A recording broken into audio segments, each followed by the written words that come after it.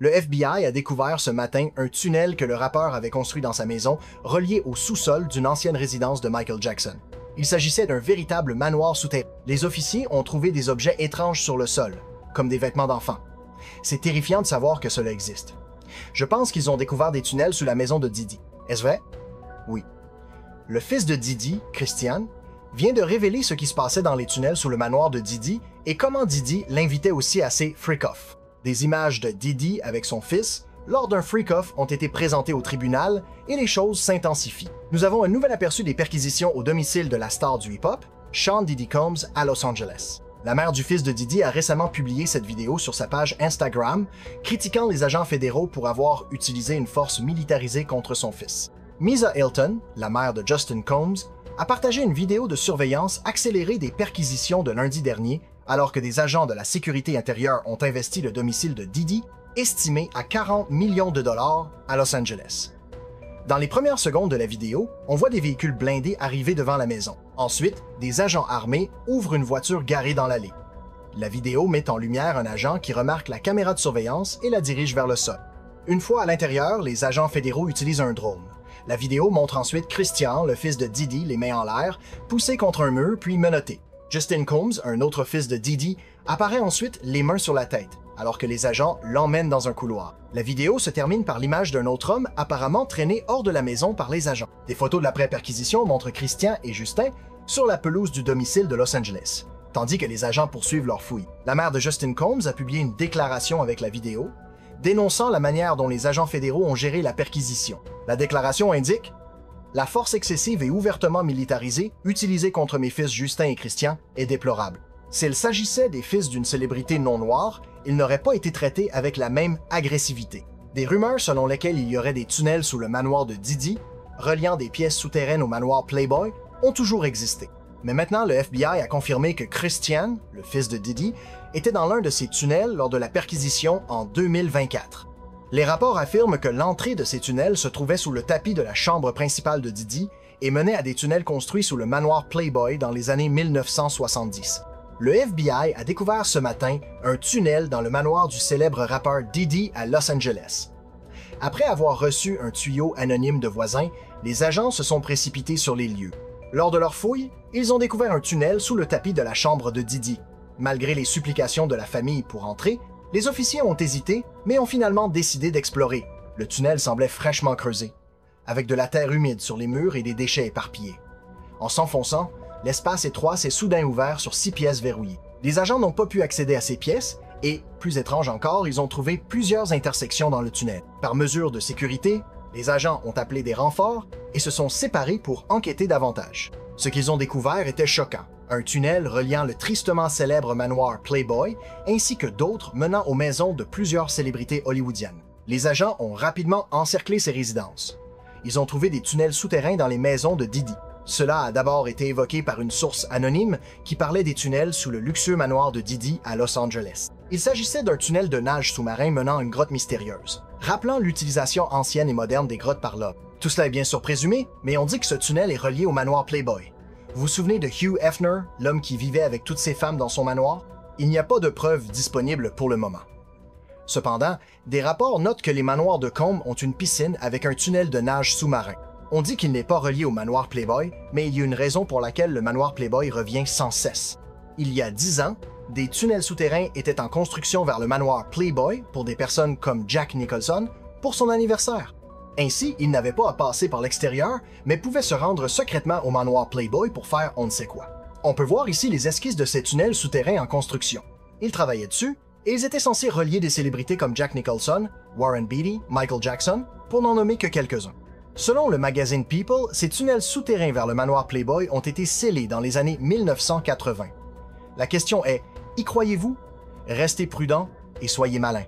Les manoirs de Diddy ont été perquisitionnés en mars 2024, mais Diddy a été arrêté presque 6 mois plus tard, en septembre. Des rapports divulgués montrent que les enquêteurs pensent que Diddy s'est échappé par des tunnels souterrains dans son manoir de Miami. TMZ a également rapporté que le manoir de Diddy à Los Angeles avait un tunnel sous-marin reliant les bâtiments principaux. Les médias et tout le monde essaient de dire « Non, il n'y a pas de connexion. » Mais avez-vous même vérifié s'il y a une connexion? J'ai l'impression que les autorités sont tellement figées dans le passé qu'elles disent « Ne regardez pas ça, n'enquêtez pas là, dessus, ces allégations ne sont pas réelles ». Mais ensuite, on voit des détectives des réseaux sociaux rassembler ces histoires et résoudre des enquêtes. Je ne dis pas que les autorités ne sont pas intelligentes, elles peuvent comprendre, mais parfois, l'aide du public peut mener à découvrir la vérité. Mais les autorités veulent-elles la vérité? Cela dépend vraiment de qui est au sommet et de qui elles essaient de protéger. Une autre théorie du complot qui a circulé au moment des perquisitions était que Diddy s'était échappé par un tunnel souterrain. Je crois qu'il a un plan d'évasion pour sa propriété de Miami, car il peut facilement accéder aux Bahamas par bateau. Pour sa propriété de Los Angeles, il pourrait avoir un plan de secours, ce qui explique en partie ces tunnels. Si vous vous demandez où Diddy organisait ses soirées, en particulier celles qui se déroulaient sous terre, j'ai été absolument choqué d'apprendre qu'il y avait un manoir souterrain avec des cours de tennis, des piscines intérieures, du marbre partout, une véritable salle de bal. Et cela correspond, car Ali Carter parlait de cette salle de bal souterraine. Imaginez être à 5 étages sous la surface. Je parie qu'il n'y a pas de réseau téléphonique. Que faites-vous? Crier? Courir? Où allez-vous? C'est terrifiant de savoir que cela existe. Comme si on voulait juste jouer au tennis dans son manoir souterrain, je n'ai pas de mots. C'est fou. Je ne peux pas imaginer que ce soit réel, car ça semble tellement dystopique. Selon des rapports de presse, en mars 2024, les propriétés de Diddy à Los Angeles et à Miami ont été perquisitionnées par la sécurité intérieure. Le manoir de Diddy à Los Angeles est situé dans le quartier huppé de Holmby Hills, le même quartier que le manoir Playboy. Cependant, il n'y a pas de tunnel souterrain connu reliant les deux. Selon ce rapport, il était dit que le manoir Playboy aurait une série de tunnels souterrains reliant le manoir à d'autres maisons du quartier.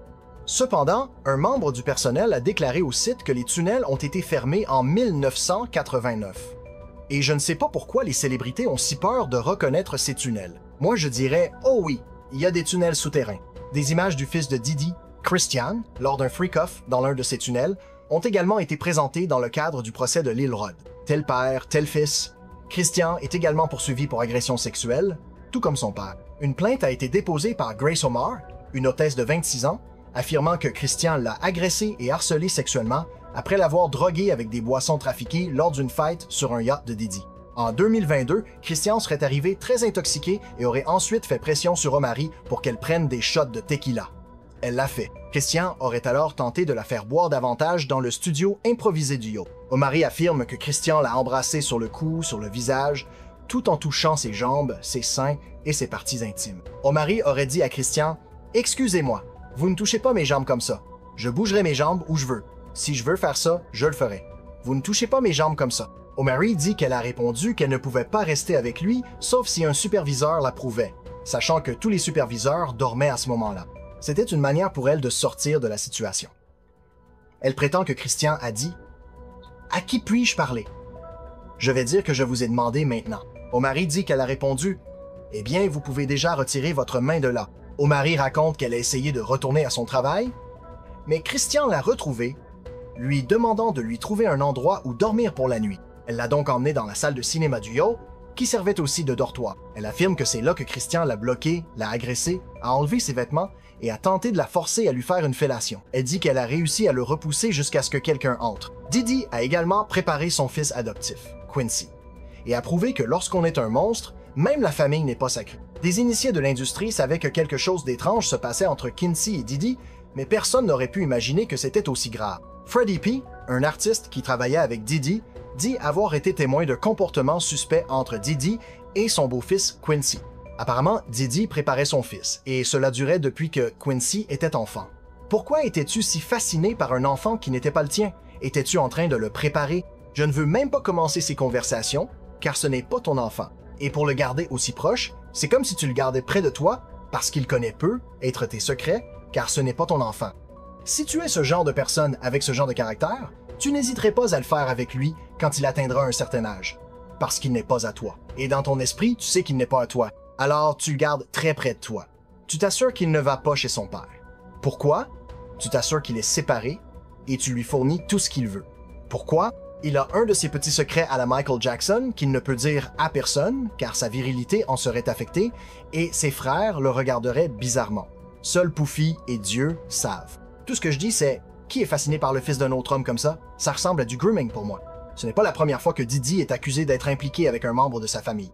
Il y a des rapports sur la manière dont Didi était sexuellement intéressée par sa mère et disait à tous ses amis qu'elle était sexy, allant jusqu'à l'embrasser sur les lèvres.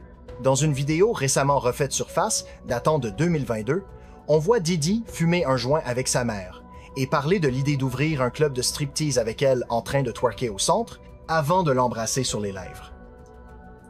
Regardez comment Didi regarde sa mère. « Ma mère est magnifique. Laissez-moi vous présenter ma mère, Maman Duke. Salut. » Elle se fait hydrater avec moi. « Tout va bien, bébé, je suis là avec toi. Je t'aime. Moi aussi, je t'aime. Bien sapé, hein? J'essayais de montrer ses chaussures. Ma mère est célibataire. Je ne vais pas empêcher ma mère de vivre. Elle est célibataire. On a parlé un jour de faire une émission de rencontre avec elle. Elle est tellement difficile. Ce serait l'émission la plus drôle du monde. Ma mère sait s'amuser. Elle ne reste pas à la maison. Elle bouge, elle sort. Bébé, elle vient avec moi au club de striptease. Je m'en fiche. C'est ma pote. On vit la vie, on bouge et on groove. Ma mère m'a dit, continue de bouger, bébé. C'est ça, ne t'arrête pas. Elle peut toucher le sol avec ses paumes à plat. Selon des documents judiciaires, Didi utilisait son fils Justin pour organiser les freak-offs. Des photos de Justin à l'une des soirées freak-off de Didi, ainsi que des allégations selon lesquelles Justin était impliqué dans le recrutement d'anciens travailleurs pour Didi, figurent dans les documents du procès de Lil Rod. Les fils de Didi l'aident à se débarrasser de preuves depuis des années. En fait, c'est Justin qui a d'abord dit à Didi que Cassie allait publier la vidéo d'agression contre lui pour son implication dans une prétendue dissimulation de fusillade. Selon les documents judiciaires, cela s'est produit le 12 septembre 2022 devant les studios Chalice de Didi. Lil Rod dit que Didi, son fils Justin et l'ami Justin, connu sous le nom de G, étaient tous présents lorsque les choses se sont envenimées. Lil Rod dit avoir entendu plusieurs coups de feu et avoir ensuite trouvé G sur le sol de la salle de bain, en position fœtale. Lil Rod dit qu'il saignait de la hanche et de la jambe. Lil Rod appliquait une pression sur les blessures de G et a demandé à la foule d'appeler une ambulance. À ce moment-là, Didi et Justin Combs ont disparu dans une autre partie du studio. Didi a ensuite donné des instructions strictes pour informer la police qu'il n'avait rien à voir avec la fusillade. Il a également forcé M. Jones à mentir à la police en disant que G avait été touché à l'extérieur du studio par un tireur en voiture. Cette allégation concerne spécifiquement Justin, le fils de Didi, mais une autre allégation dans une plainte civile distincte concerne son autre fils, Christian ou King Combs. Grace O'Markey allègue que Christian Combs l'a agressé sexuellement sur un yacht en décembre 2022 et elle dit que cela a été facilité par Didi. Voici une autre chose avec M. Burgess. Il prétend détenir les droits d'un livre qui serait basé sur les prétendues mémoires de Kim Porter. En fait, selon TMZ, le téléphone de Burgess a été saisi par les fédéraux et il contenait une copie d'une clé USB avec du matériel utilisé pour ce livre. Voici le problème. Christian et Quincy Combs, les fils de Didi et Kim Porter, ripostent. Quincy est en réalité adopté par Didi, mais ils ont envoyé une lettre de mise en demeure à Burgess pour empêcher la vente de ce livre. Ils soutiennent que c'est une tentative de capitaliser sur la célébrité de Porter et qu'il possède les droits sur sa propriété intellectuelle, comme ses entrées de journal, son éventuel manuscrit, en tant qu'héritier. Ils veulent également un compte rendu des ventes actuelles du livre. Pour être clair, ils ne reconnaissent pas qu'il existe bel et bien un mémoire perdu de leur mère. En fait, ils l'ont déjà nié auparavant lorsqu'un livre similaire, un livre dérivé, a été publié par un certain Christod sur Amazon.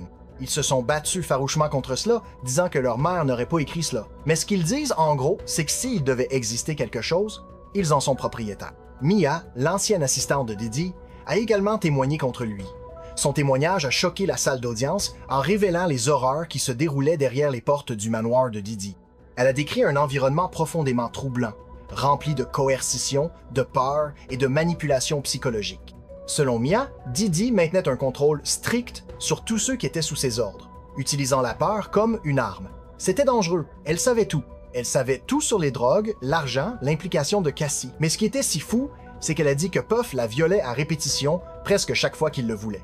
Tout le temps. Elle était à ses côtés. Il semblait qu'elle faisait pleurer le jury. Elle a été violée par Puff. Dans certains États, ils traitent cela comme un meurtre. À New York, par exemple, il n'y a pas de délai de prescription pour les accusations de viol. Je me demandais si elle avait été à New York, car si c'était le cas, l'État pourrait porter plainte contre lui. Les choses s'intensifient dans le procès. Hier, le juge a menacé d'expulser Didi de la salle d'audience après avoir réalisé qu'il essayait de communiquer avec le jury. Il y a déjà des rapports selon lesquels l'un des jurés serait prétendument compromis. Des nouvelles de dernière minute concernant le procès de Sean Combs. La correspondante nationale senior Laura Engel est avec l'analyste juridique Misty Maris. Laura, vous apprenez que Combs pourrait potentiellement être expulsé de son procès et interdit de salle d'audience. Que pouvez-vous nous dire? C'est exact, Nicole. Cela vient de se produire il y a quelques minutes. Ce serait un développement majeur s'il était expulsé pour le reste du procès. Ce qui s'est passé, c'est que pendant l'interrogatoire croisé d'une amie de Cassie Ventura, Brianna, qui était à la barre, Sean Combs, selon le juge, hochait vigoureusement la tête pendant certaines parties de cet interrogatoire, semblant essayer de s'engager avec les jurés ou du moins donnant cette impression. Cela n'est pas autorisé. Comme vous l'avez mentionné, l'analyste juridique Misty Maris est ici. Je vais la faire intervenir car c'est une nouvelle de dernière minute. Vous venez de me dire ce que le juge a dit. Expliquez-nous ce que cela signifie. Oui, c'était énorme, car le juge a admonesté l'équipe de défense, disant que Combs s'était engagé avec le jury, à dire qu'il établissait un contact visuel direct avec le jury et réagissait en hochant la tête. Le juge a dit que c'était de l'interférence avec le jury, visant à influencer le jury, et a mentionné que la défense avait été avertie non seulement aujourd'hui pendant le témoignage de Bongolin, mais aussi précédemment pendant le témoignage de Georges Kaplan. Cela s'inscrit dans une règle fédérale concernant les comportements perturbateurs des accusés dans la salle d'audience. La règle stipule que si un accusé est averti par le juge, mais que le comportement persiste, l'une des conséquences pourrait être l'expulsion de la salle d'audience pour le reste du procès. Laura, c'est une conséquence énorme pour la défense.